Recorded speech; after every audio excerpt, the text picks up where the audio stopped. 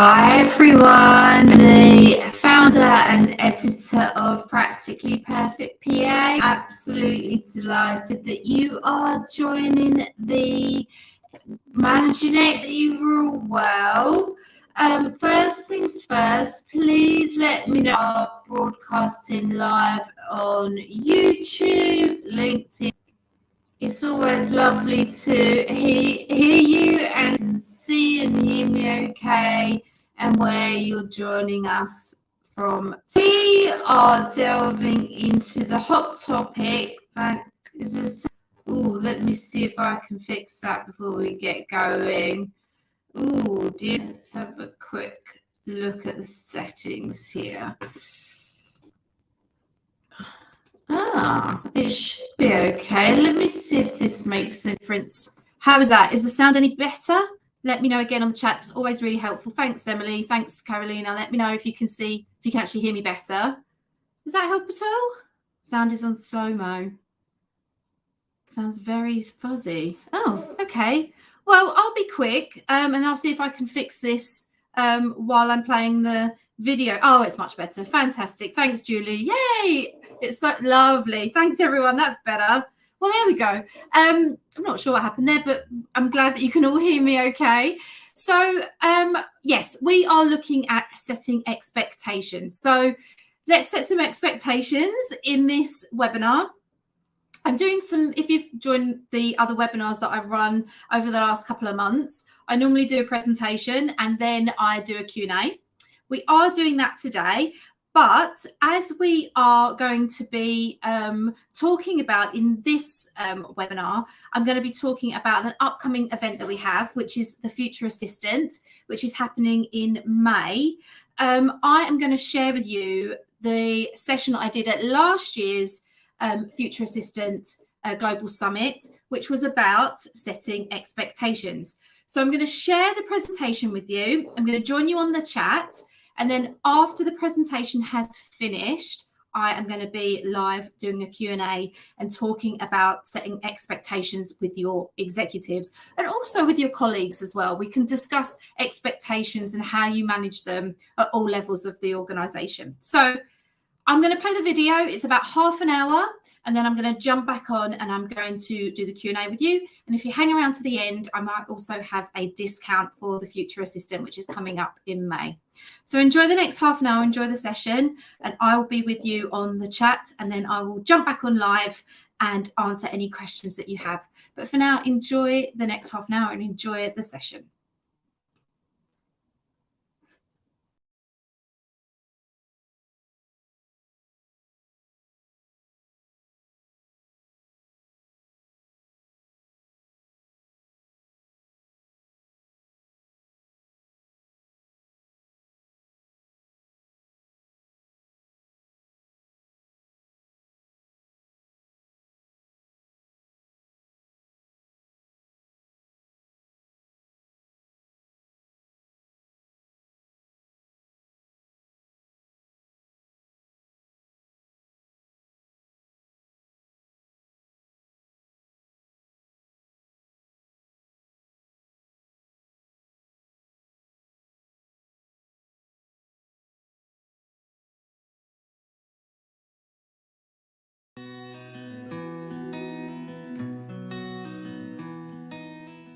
I was recently discussing some of the harder areas of the role with a fellow executive assistant. She mentioned that she was never 100% sure what her executive expected of her and whether or not she was truly delivering. I must admit I was quite shocked that such an experienced assistant would struggle with expectations. But the more I thought about it, the more I realised that assistants really do hold themselves to very high standards. So most of us will wonder if we're meeting, let alone exceeding expectations at some point in our career. I know I certainly have. Most assistants will have a good understanding of the technicalities of the role, but may struggle to understand what their executive really expects from them. It's certainly never nice to hear your boss say phrases such as, well, back to the drawing board, or this is good, but it's not quite what I wanted. The lack of good communication between the two of you may be detrimental to your career. But the good news is that you can prevent many of these conversations if you learn to manage your executives' expectations. By paying attention to the following areas, we can manage the expectations of our executives, and more importantly, we can exceed their expectations, which will boost your success at work. So what exactly is expected of you? To manage your manager's expectations, you firstly have to know exactly what is expected of you. The very first step is that you have a job description that covers all of the skills and tasks that your executive requires of you to work effectively in the role. This, however, is unfortunately really rare. I mean, hands up if you've not got a job description that's, detailed. Most are sketchy at best and often have phrases such as, and anything else that might be needed, or and ad hoc duties at the end of the list of tasks. This vague area is not helpful and really must be defined or removed from job descriptions. If you have a detailed job description, this will really work in your favour, because you will have the foundations of what to expect in the role, what's expected of you, and how to complete tasks effectively. This foundation can then be built on over the years, and you can ask for responsibilities that then exceed your executive's expectations of you. Having an unmistakable and unambiguous understanding of your roles and responsibilities is so vital. If you don't have a detailed job description, it's really worth asking your executive if you can flesh out a few more specific tasks. Do this tomorrow. Well, it's the weekend, so do this next week, but don't wait for your next performance review. It's really important that you get this done straight away. Once you have a greater understanding of the role, you can ask for clarity on the aspects you're unsure of. Don't assume that your understanding of a task or skill is the same as your executive's. So take the initiative, ask your executive for more details, what the priorities are for you, what are the objectives, and what do they consider the objectives and the tasks to be when they're successful. This conversation is obviously easier to have if you're new to the role. But if you've been in the organisation a while and have established a routine with your executive, it can be slightly harder to bring this topic up. I really think it's worthwhile though. In one organisation, I went a whole year without having a job description. It was a nightmare, to be quite honest, because my executive never really understood my role, he didn't know what I did all day, and he certainly didn't know how long things took me to complete. More importantly, he didn't know how to grade my work or measure my performance, and this had a real impact on my yearly review. Now, I did decide to take matters into my own hands, and I drafted a job description, and at our next catch-up meeting, I asked him to spend half an hour looking over the draft and then discussing with me what we both wanted out of the role and out of our partnership. It made a huge difference. I'd taken the initiative and presented him with a solution rather than complaining about his lack of understanding, which I certainly had been doing up until that point. He appreciated my honesty, and I was aware that something needed to be done to rectify our partnership. Looking back, I'm so glad I plucked up the courage, because our expectations from that point were much clearer and we both understood where we were coming from. Now, if you know anything about me, I always say communication between you and your executive is so important, and we will definitely come onto that in a bit. But quickly, I want to talk about understanding the objectives of your executive and then the overall strategy of the organisation. In the past, I've spoken a lot about business acumen. For me, it's such an important topic for assistants. If you have zero interest in what your executive does, then you're never going to thrive in the assistant role. You have to care about them and the business. Now, of course, this is easier said than done. If you work in an industry that isn't the most glamorous or an area that you're not that excited about, then of course you're not going to be overwhelmed with joy every time you open a briefing document. But saying that, to thrive in the role of an assistant, you do have to be interested and knowledgeable about the industry, and you have to care about your executive and what they want to achieve in their role. Without this, you will just be surviving, and you will never learn to anticipate their needs or manage their expectations. So make sure you understand their objectives and the overall strategy of the business, and make sure that you align your objectives with their objectives and goals. Now, as I said, communication really is so important.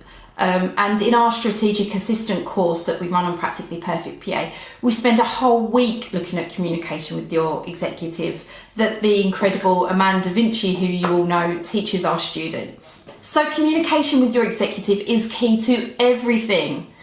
Communication is especially important when it comes to managing expectations. If you don't communicate well, it really will jeopardize your working relationship, because how will you know what your boss is thinking and what is expected of you? Gaining clarity on tasks and skills is just the beginning. To maintain control over the expectations placed on you, you do need to make sure you are having regular and face-to-face contact with your executive. To ensure your communications are effective, you have to ask the following questions. Let's make sure that you and your executive understand communication. So how does your manager like to communicate? Is it via email, phone, instant messenger, or good old-fashioned face-to-face meetings? How does your manager prefer to receive communications? This could be a summary document, or perhaps they like to wait until your regular catch-up meeting. Do they like to collaborate with you on all aspects of a task, or would they prefer the end result? How often and what frequency should your communications be? How will you communicate any issues or barriers you are facing? How will you deliver good news? Asking yourselves these questions prior to any form of communication will ensure you have thought through what you need to say and can give concise and effective messages. As I've already said, to manage expectations, you must communicate regularly. Don't make the mistake that you and your executive are on the same page. I mean, it's hard enough being on the same page with your friends and family, let alone your work colleagues. Particularly now, at the moment, it's more important than ever that you over-communicate with your executive.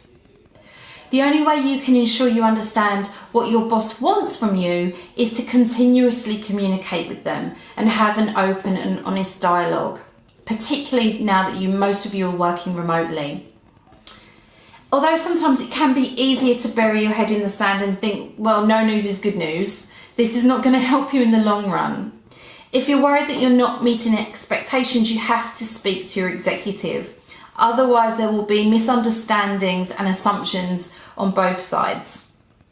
They will be assuming you have everything under control because you're not telling them that you're struggling with their expectations, or alternatively, they will think you can't do the job, but in reality, you're not exactly sure what the job is.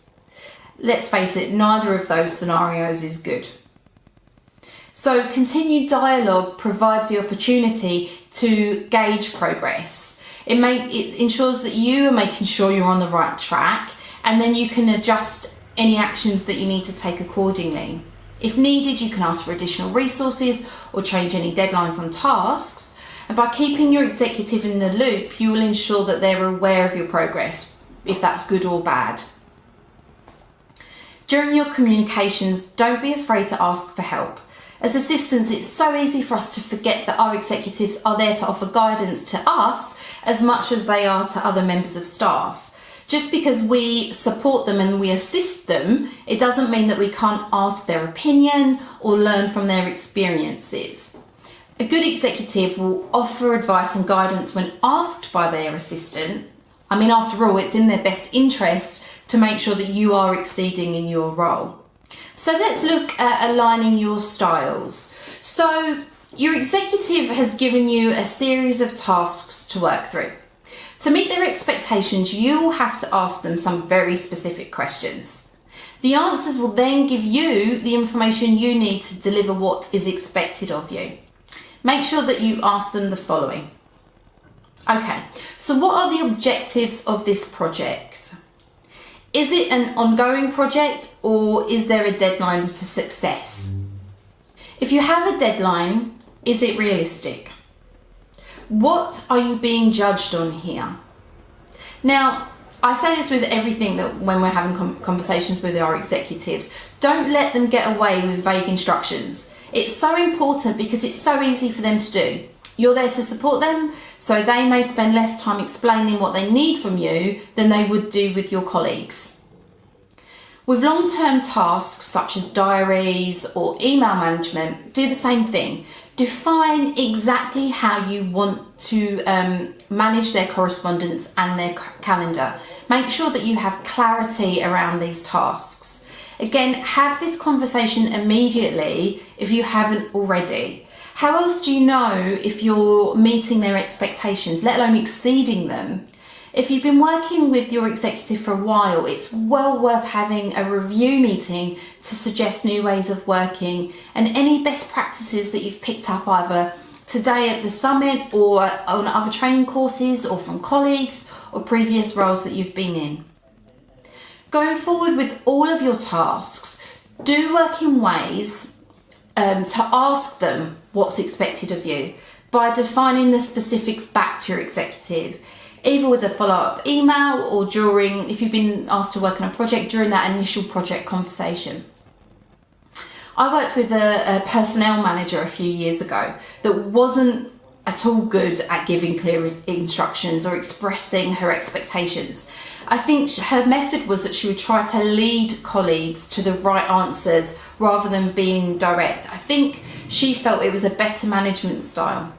Unfortunately, what that meant was there was a huge amount of misunderstanding. She would ask questions such as, well, how's everything going? Or do you feel okay with your workload at the moment? And quite often she would say, well, let me know if you have any problems. And then she would leave, which quite often meant no one went to her if they had any problems because they're not sure what they were doing in the first place. It became a bit of a guessing game, which I think is quite common in a lot of cases where the managers don't want to appear too direct. To overcome this type of issue, it's best to be direct with your manager. Along with the questions I've already mentioned, I would make sure communication touches on the following. What do you need from your manager to complete these tasks? Do you need any other additional training? Is there any other information you need or resources that you need to make it happen? What is the schedule for completing the task? And can you set up interim meetings until the tasks are completed? What initial steps will you take and have so far completed? Again, with longer term tasks, this approach works well because you are ensuring you both have the same expectations. It's even more important you're on the same page when it comes to things like scheduling and diary management and email management. You can always follow up with any questions that will help you get back on track if you feel you're not meeting their expectations. As I've said, don't feel as if seeking the specifics signals that you can't do your job. It's actually the exact opposite. Asking your executive will show them that you care about your work and you're being incredibly diligent when it comes to the tasks that have been set for you. It's all a case of clarifying what is expected. And this brings me to my next point. You really should evaluate your manager's expectations on a really regular basis. Maintaining clear expectations is an ongoing process of constant retuning and clarifying. You have to make sure you are initially on the same page And then you have to make sure that you stay on that page and that you're both on that page at the same time. In addition to your continual communications with your executive, you should be asking them questions. As I said, it's a sign of diligence. It's not a sign of incompetence. If your executive notices that you're asking thoughtful questions, they will see you as being insightful and that you truly care about your work. If you're confused about any tasks, you should ask for further advice or explanation from your executive. If you do not, you will be left confused and you'll probably put the task off, which in the end will mean you don't achieve the deadline set for you. Don't ever feel reticent to ask for more detail. It's really important. It's definitely the case that the better your relationship with your executive, the easier it is to manage their expectations. Your executive will have good moods and they'll have bad moods. They're human after all. Be aware of how your boss is feeling. Don't test their patience when you know that they're testy or they're in a bad mood, and learn how to leverage their happy moods and what to bring to them when they're in that good place, new ideas or new projects. Unfortunately, you have to work with what you've got, so make sure that you understand the rhythm of their day. Laughter is a brilliant tool to enable you and your executive to bond. Making your executive laugh, it's a simple thing, but it will develop a bond that will help you manage their expectations. Honestly, I'm not sure why, but it helps, just having that human contact. Now, I know that can be hard to do. I mean, if you've got a grumpy boss, that's really difficult. So it's always worth trying to find where they find the pleasure in humour and where you can be a bit more light-hearted with them. The better your relationship with your executive, the easier it is to communicate. And therefore, it's easier to manage their expectations. And actually, if the relationship is good, it's easier to push back when you feel like their expectations are potentially too high. So let's talk about that. When the expectations are too high, this is really when having a good relationship with your executive comes into its own. It can be hard to speak up when expectations of you are unrealistic, but it's definitely easier to talk about your concerns when your executive knows that you care about the work, and actually when they care about you. It's easy to feel pressured into completing every single task that's asked of you. That could be staying late into the night or getting up at the crack of dawn to get everything finished. Now, I always say it's really noble to have such a strong work ethic, but this approach can quickly get out of control, particularly when the work really starts to pile up. We can sometimes forget that we can say no to certain tasks and responsibilities, especially as we are there to support extremely busy and important executives. But if we bite off more than we can chew, it's probably going to bite us on the arse at some point. Forging ahead silently when you are at risk, you won't meet deadlines, well, that's going to reflect badly on you. So it's important that you stand up for yourself. It might feel uncomfortable to begin with, but it will ultimately help.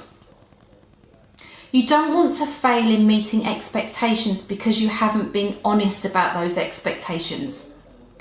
If you do have concerns that you won't be able to meet deadlines, then it's worth planning an alternative approach and being flexible and then discussing that with your executive. Don't ever bury your head in the sand and just hope to get through things. You need to put boundaries in place. As I've always said, and I've said already today, think about the best time to raise your concerns. Always having an awareness of their mood throughout the day is going to help you pick good points, good times during the day to discuss any issues with them. It's never easy to say no straight out, so do try to be slightly more subtle. If you can't work late one evening, ask if there are other alternatives, or perhaps you can come in early on the following day. Also, it's worth remembering that your executive will never intend to set unrealistic expectations, but obviously it happens. It happens all the time, particularly if they're under pressure, if they've got pressing deadlines or their priorities are looming. Also, a lot of executives, as I've said, don't understand how long it takes for tasks to be completed. In fact, I would say a vast majority don't have a clue because assistants tend to just make things happen. So this is where you've got to take the initiative. Educate your executives so that they understand how long things take. When asked to complete something quickly, say how long it takes and what other tasks take a back seat while you're completing this new thing. Now, I think your executive will be impressed if you say no to them every now and again and explain why there's other deadlines. So I want to spend some time talking about how you exceed expectations before closing. For me, exceeding expectations comes from being proactive and taking responsibility for your role, really owning what you do. If something is causing your executive stress or is an unnecessary waste of their time, you should be doing everything you can to fix it for them. A good solid working relationship between you and your executive is achievable if your manager doesn't feel like they have to manage you.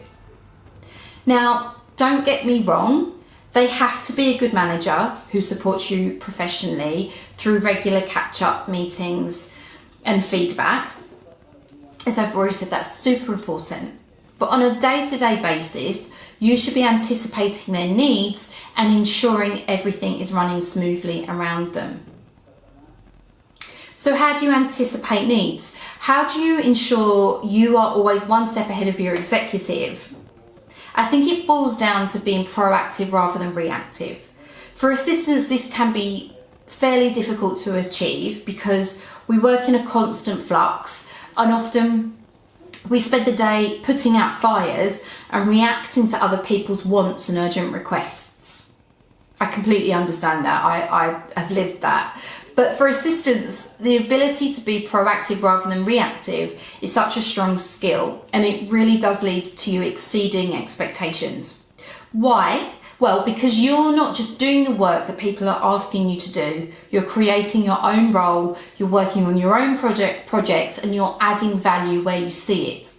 Now, this is a much better position to be in as an assistant and will lead to more opportunities and really will help your executive be more successful. All in all, it's going to make you massively exceed expectations. Now, a good way of appearing proactive in the first instance is simply keeping a record on the status of each task that your executive has given you. If you're able to reel off updates whenever asked, you're going to look in complete control and proactively managing your workload. Also, I know this might seem controversial, but be proactive with all of the basics. If something's broken, fix it and try to keep everything ticking over nicely so that your executive doesn't have to be concerned with all of the usual office issues. Now, there are a number of ways that you can be proactive throughout the day. As I said, keep your executive up to date on what they need to know. Seek your executive support on any key decisions that you make. Remove anything that may cause your executive concern or unnecessary stress. Identify and implement any improvements that will make your executive's day easier. Proactivity does go beyond the basics though. It's also taking responsibility for your role and, as I said, being more accountable.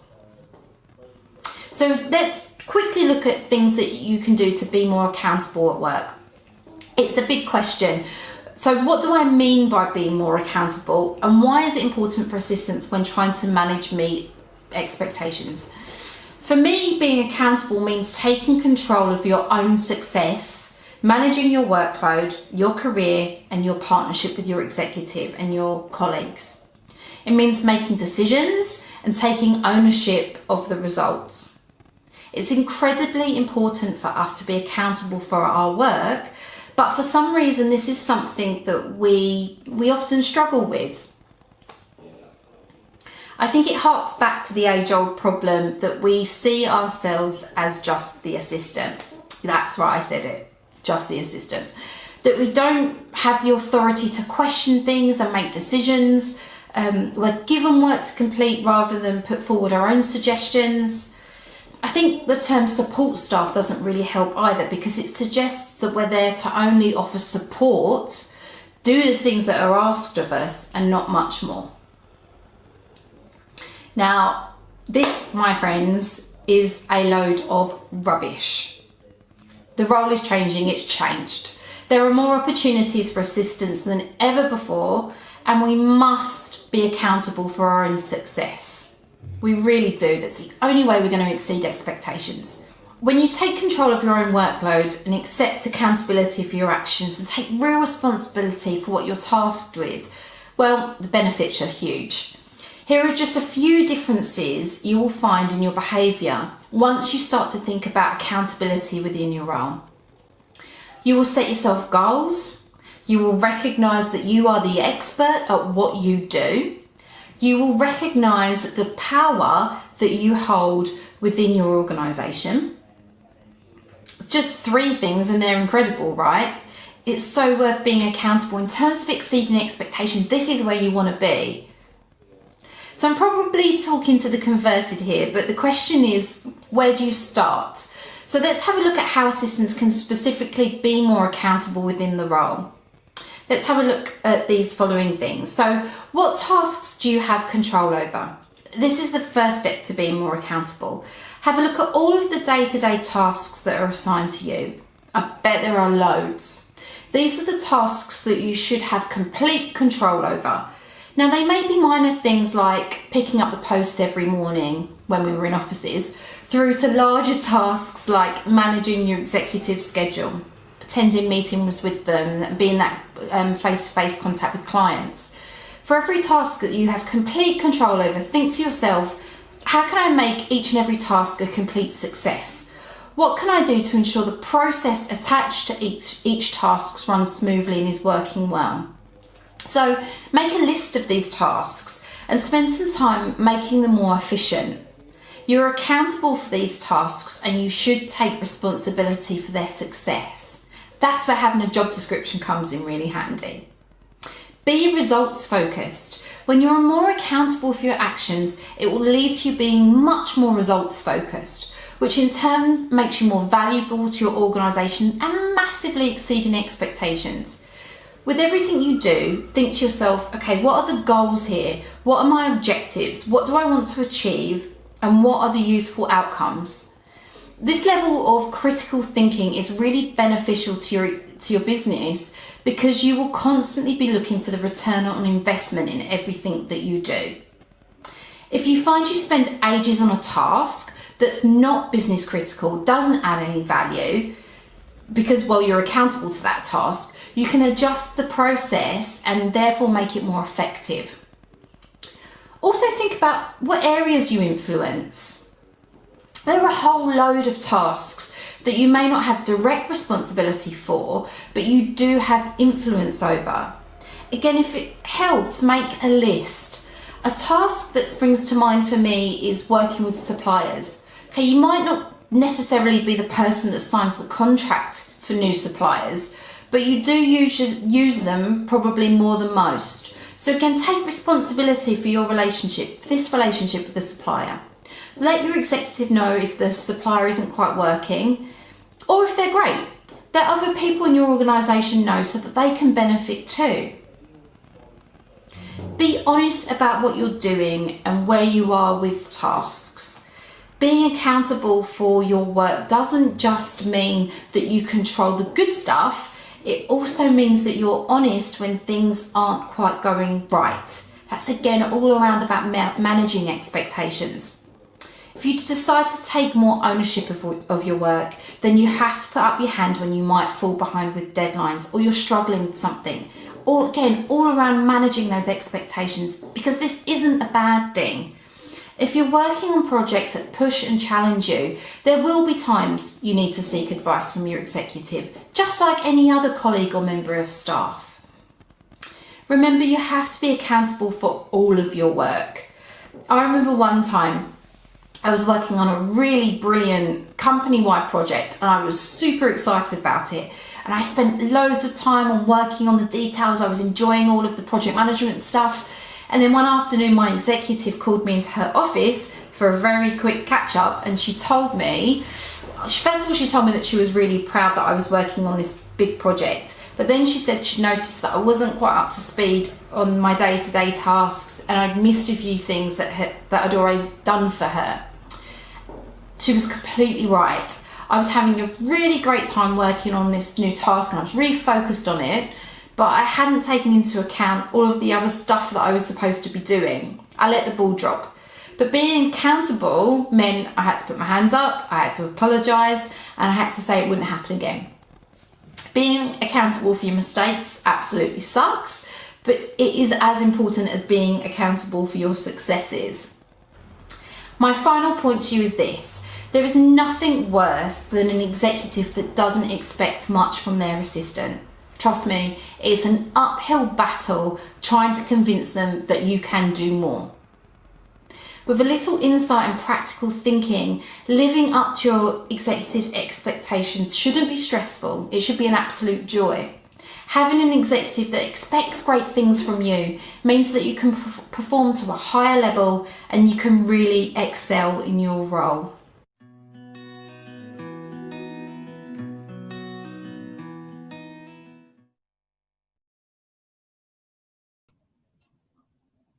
Hi everybody, I hope that you can all see and hear me okay still. I hope that you enjoyed that session from last year's Future Assistant Global Summit. I've got about 15 minutes before the close of the webinar to answer any questions that any of you might have. I know from some of the comments already that you found that session really useful. So really any questions around expectations, let me know.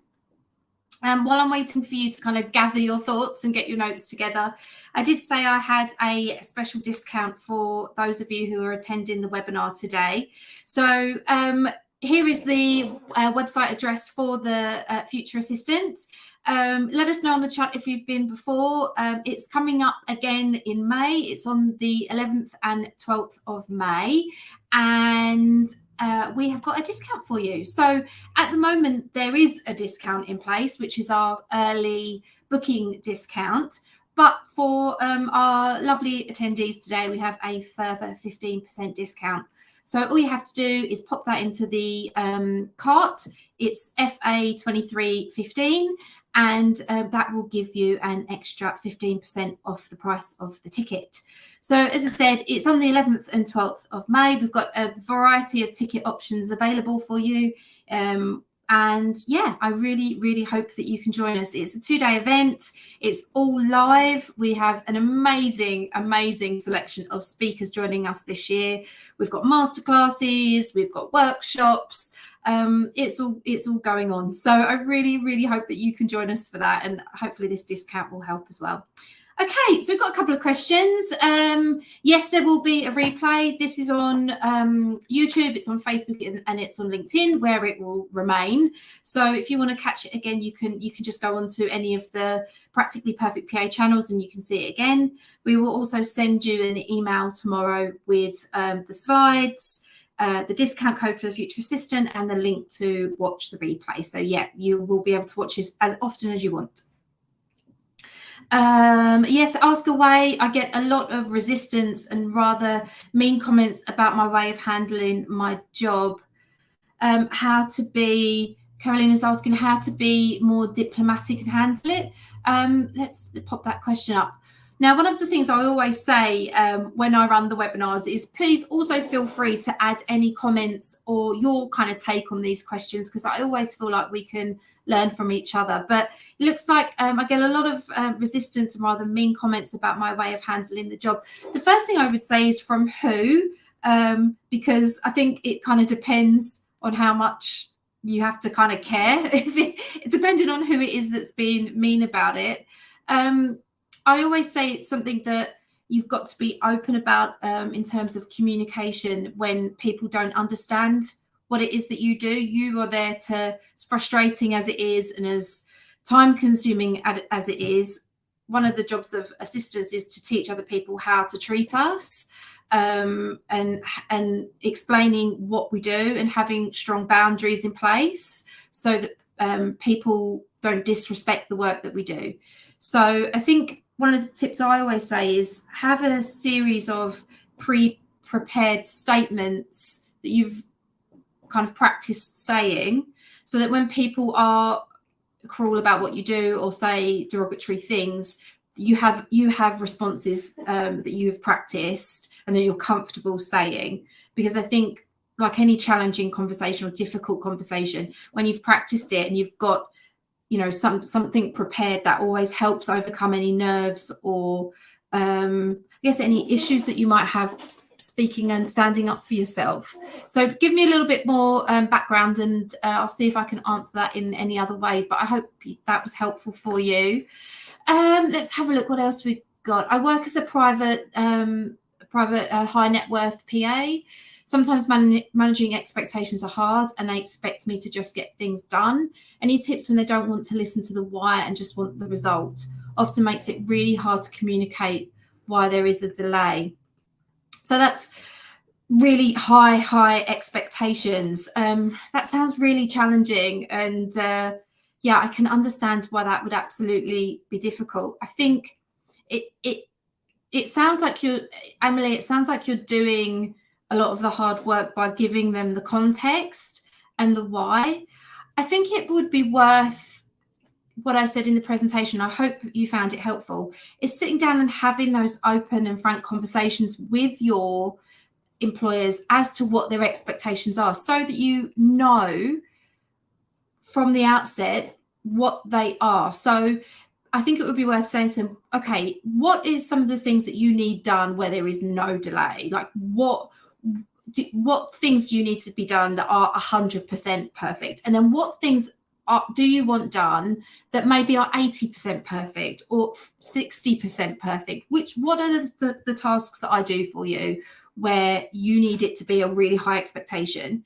If the answer is everything, that's really difficult to achieve. So I think you're going to need to have that conversation with them that say, these are all of my tasks, this is my job description, this is everything I do.